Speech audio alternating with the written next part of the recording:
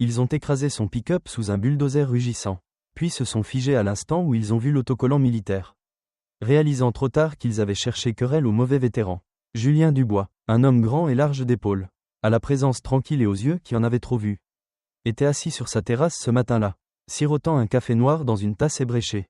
L'aube se levait à peine, chassant le silence gris qui persistait sur son impasse paisible. Après 22 ans dans la Légion étrangère, 10 déploiements, 2 croix de la valeur militaire et une fracture vertébrale qui le lançait chaque fois que la pluie arrivait. Ce petit coin de la banlieue d'Avignon était censé être son havre de paix. Une maison modeste, un jardin bien entretenu, et son vieux Land Rover Defender garé fièrement devant. C'était tout ce que Julien voulait, tout ce dont il avait besoin jusqu'à ce que les avis commencent à apparaître. Au début, il avait cru à une blague. Une simple feuille glissée sous son essuie-glace avec un tampon rouge indiquant « Véhicule non conforme sujet à une mise en application ». Pas d'en-tête, pas de sceau de la mairie, juste un numéro de téléphone et un étrange cachet d'une entité appelée le comité de conformité du voisinage. Il avait ri, l'avait jeté à la poubelle et avait continué sa journée. Mais le lendemain matin, il y en avait 3, collés sur la vitre de sa portière. Le jour d'après, il en a trouvé une clouée, littéralement clouée, à l'arbre de son jardin. Le message disait « Retrait du véhicule non autorisé sous 48 heures ou risque de saisie des biens ». La saisie de son propre véhicule. Julien a vérifié sur le site de la mairie.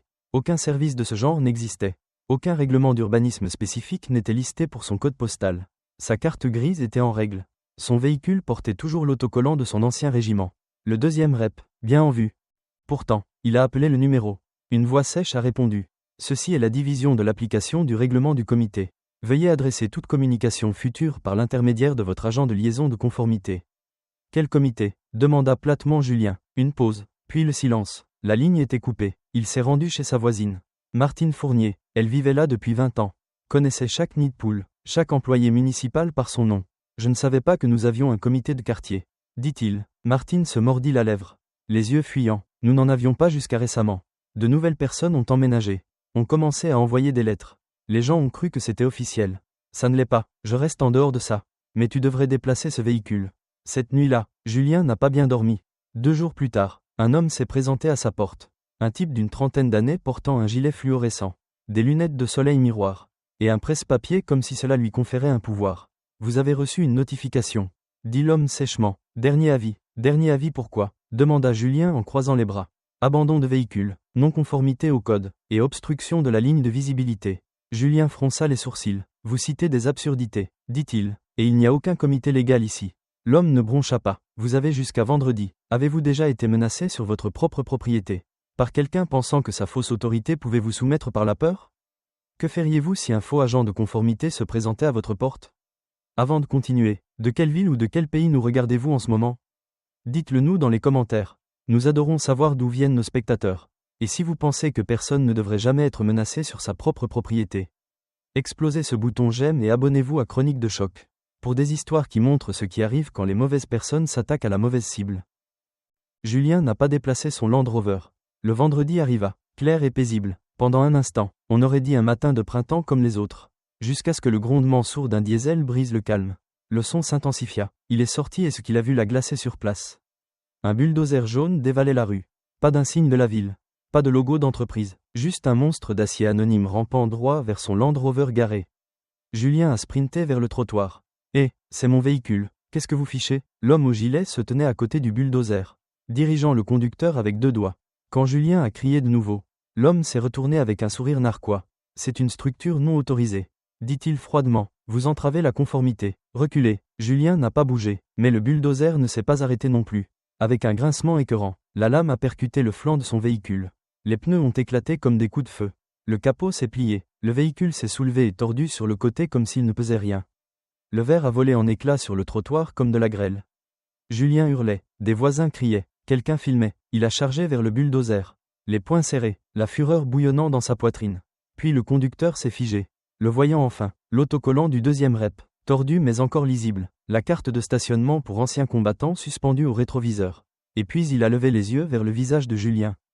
Impassible, immobile, entraîné, le moteur du bulldozer s'est arrêté dans un grondement étouffé. Le conducteur est descendu en tremblant. L'homme au gilet, sa confiance envolée, a jeté un regard à Julien et a reculé comme s'il venait de voir un fantôme. Julien n'a pas dit un mot. Il a simplement tourné les talons et est rentré chez lui. Quelques minutes plus tard, il se tenait au milieu des décombres de ce qui avait été son véhicule. L'odeur d'essence et de caoutchouc brûlé flottait lourdement dans l'air. Des éclats de verre crissaient sous ses bottes. Il n'a pas crié, il n'a pas pleuré, il a simplement regardé, la mâchoire serrée, les poings rigides le long du corps tandis que le faux agent de conformité s'éclipsait discrètement dans la rue. Puis il a appelé le 17. L'opérateur semblait confus. Ils ont détruit votre véhicule avec un bulldozer. Monsieur, avez-vous le numéro de plaque du bulldozer? J'ai le numéro de série complet de cette saloperie. Lança Julien. Ils l'ont amené dans ma rue comme s'il défrichait un terrain. C'est un acte criminel. 20 minutes plus tard, 2 agents de la police nationale sont arrivés. Tous 2 jeunes, l'un portant encore un appareil dentaire. Ils ont pris des photos, posé quelques questions et promis de rédiger un rapport. Monsieur, avez-vous des preuves vidéo des dommages en cours? Demanda l'un d'eux. J'ai 6 voisins qui ont filmé la scène. Dit Julien. C'est une bonne chose, acquiesça l'agent. Mais juste pour confirmer, cela a été fait par votre comité de quartier. Non, répondit fermement Julien. Un groupe se faisant passer pour un comité. Il leur a tendu la pile de fausses fiches d'infraction. L'un des agents a froncé les sourcils en les parcourant. Monsieur, ce n'est même pas un formatage légal. Dit-il, ce ne sont pas des arrêtés municipaux. Vous croyez que je ne le sais pas? Gronda Julien. J'ai fait de la sécurité de base pendant 5 ans. Je peux sentir une arnaque à des kilomètres. Le lendemain, la police a rappelé. Ils avaient parlé avec le soi-disant comité de conformité du voisinage. Selon le groupe, le véhicule de Julien avait été signalé comme abandonné conformément à leur statut communautaire. Et il avait ignoré 6 avis officiels. Julien a regardé l'email que la police lui avait transféré. Une ligne ressortait en gras. La démolition a été autorisée en vertu de la clause 14b des protocoles d'ordonnance privée locale. La clause 4b, murmura Julien. Qu'est-ce que c'est que ça? Il a immédiatement appelé son assurance. La voix de l'expert en sinistre était plate. Robotique. Nous constatons que votre véhicule a été détruit dans le cadre d'une action d'exécution privée sous une autorité de logement non municipale. Cela serait considéré comme un litige civil, non couvert par la protection standard des biens. Donc, quelqu'un peut démolir mon véhicule, dit lentement Julien, et c'est moi qui dois payer la facture. Sauf si vous pouvez prouver que c'était criminel, répondit-elle sans émotion. Il a raccroché. Cette nuit-là, Julien était assis seul dans son garage. L'odeur d'huile et de poussière épaississait l'air. Il a entendu des graviers crisser dehors. À travers la fenêtre, des phares ont ébloui. Une Toyota Prius argentée tournait au ralenti au bout de son allée.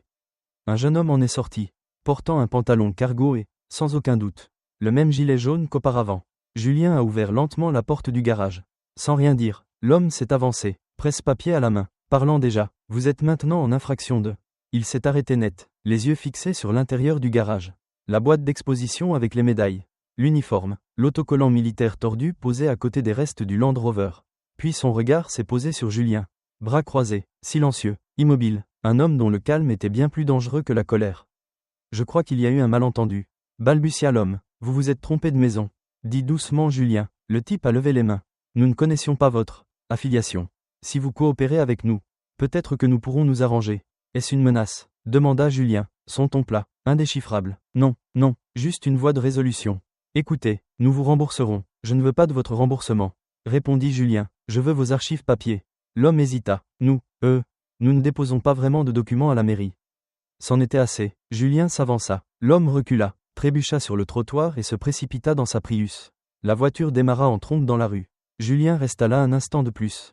La mâchoire serrée. Quel genre d'agence de conformité ne dépose rien à la mairie? Pensa-t-il. Et combien de ses voisins avaient déjà été victimes de ces fraudeurs? Le lendemain matin, on frappa à sa porte. Martine se tenait dehors, pâle et tremblante, tenant une enveloppe. Ils viennent de me mettre une amende de 300 €, chuchota-t-elle, pour des nains de jardin non approuvés. Julien, il cible tout le monde. Il regarda la lettre, même faux en tête, même code d'infraction ridicule, pas de signature, juste le même numéro de téléphone et une boîte postale. Je dois contester ça, dit Martine, la voix tremblante. Tu n'es pas seul, répondit Julien, mais au fond de lui, il le savait déjà, c'était plus gros qu'un véhicule, plus gros qu'une rue. En milieu de matinée, il faisait du porte-à-porte, un presse-papier à la main, sur les 42 maisons du quartier. Il a parlé à 27 résidents au cours des 2 jours suivants. Chacun d'eux avait reçu au moins une notification d'infraction.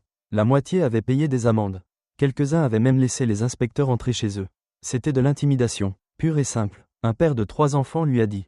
Ils ont dit qu'ils mettraient une hypothèque sur ma maison si je n'enlevais pas mon panier de basket. Ils ont remorqué la voiture de ma fille alors qu'elle était encore assise à l'intérieur. Une autre voisine a dit qu'on lui avait dit que ces carillons éoliens étaient un danger pour la sécurité. Ce n'étaient pas juste des brutes. C'étaient des prédateurs utilisant une fausse autorité pour effrayer les gens et les réduire au silence. Pire encore, personne n'avait jamais vu d'élection de comité, de conseil d'administration, ou la moindre transparence, juste des menaces, des lettres et des amendes. Alors Julien a commencé à creuser. Il a cherché dans les registres du greffe du tribunal de commerce. Rien, aucune association de propriétaires légalement enregistrés pour leur lotissement. Pas de statut de société. Pas de déclaration d'association loi 1901. Pas de charte. Pas de procès-verbaux de réunion. Rien n'existait, ce soir-là, alors qu'il était en train de mener son enquête. Son téléphone a vibré. La voix de Martine est parvenue. Haletante et effrayée. Ils mettent un avis sur ta maison. Dit-elle. Ils disent que tu as violé quelque chose appelé l'ordonnance d'architecture défensive 12A pour tes lumières de sécurité. Julien n'a pas hésité. Quelques minutes plus tard, il filait vers chez lui. Quand il est arrivé, 3 hommes en gilet jaune étaient sur sa propriété. Un collant un avis à la fenêtre. Un autre prenant des photos. Le 3e tenant un presse-papier. Vous êtes sur une propriété privée. Avertit Julien. Vous êtes en infraction, dit l'homme au presse-papier, sans même lever les yeux. J'ai une lettre de la mairie. Répondit Julien. Vous n'avez aucune autorité ici. L'homme sourit. Vous avez une ordonnance restrictive ? Non. Alors nous procédons à une inspection. Julien s'approcha. Vous ne voulez pas faire ça. L'homme se figea quand il aperçut la caméra piéton sur le torse de Julien. De qualité militaire. Souriez, dit Julien d'un ton égal. Vous allez être la star d'une affaire d'escroquerie. L'homme jura entre ses dents et fit signe à son équipe de partir. Vous aurez des nouvelles de notre avocat, marmonna-t-il en partant. Cette nuit-là, une brique a brisé la fenêtre de Martine. Pas de témoin. La police a pris une déposition. Rien de plus. Julien n'a pas perdu une minute de plus. Le lendemain matin, il s'est rendu au centre-ville, au bureau de France 3 Provence-Alpes, la plus grande chaîne locale de la région. Il n'a pas crié ni fait de scène. Il a simplement tendu à la réceptionniste une clé USB étiquetée faux comité de quartier. 3 heures plus tard, une journaliste l'a rappelé. Ce n'est pas possible, dit-elle. C'est pire que possible, répondit Julien. C'est organisé. 2 jours plus tard, le reportage a été diffusé. Une bonde de 3 minutes. Des images du véhicule détruit. Des voisins décrivant les menaces. Martine en larmes à côté de sa fenêtre brisée. Et Julien debout devant son garage avec le faux avis de démolition toujours collé au mur. La réaction a été immédiate. Des associations d'anciens combattants l'ont partagé dans tout le pays. Les dons ont afflué. Les gros titres l'ont appelé le comité de quartier fantôme de la banlieue. Et finalement, la justice s'est mise en marche. Julien a reçu un appel le lendemain matin. Ici le substitut du procureur Monroe. Dit une voix ferme. Nous avons vu le reportage. Nous aimerions vous rencontrer. Il leur a tout donné. Les fausses lettres, les vidéos. Les enquêteurs murmuraient des mots comme raquette et escroquerie en bande organisée. Des semaines plus tard, le conducteur du bulldozer s'est rendu. Le chef du réseau a tenté de fuir mais a été arrêté en Espagne. Julien a reçu un chèque couvrant son véhicule et les dommages. Il ne l'a pas encaissé tout de suite. Il l'a gardé, plié, dans son bureau, à côté des médailles, du drapeau et du béret. Parce que pour Julien, un fier vétéran de la Légion, ce combat n'était pas une question d'argent. C'était une question de principe. Parfois, la vraie bataille commence après la guerre. Quand les ennemis portent des polos et tiennent des presse-papiers. Si vous croyez que la paix vaut la peine d'être défendue, même dans votre propre quartier, explosez ce bouton j'aime et abonnez-vous à Chroniques de Choc pour des histoires qui transforment des rues tranquilles en champs de bataille pour la vérité.